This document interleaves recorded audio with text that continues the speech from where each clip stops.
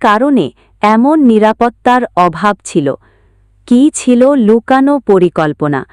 কেন রাষ্ট্রপতি চলাচল এমন অরক্ষিত রুটে আনা হলো?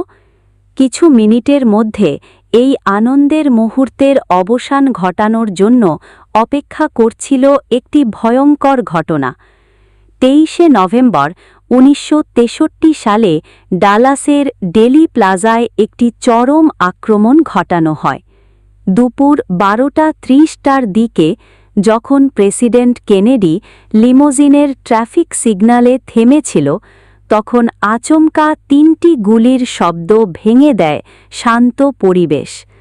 প্রথম গুলিটি যখন ছুটে আসে, তখন অনেকে বিশ্বাস করতে পারছিল না যে তারা সত্যিই গুলি শুনেছে।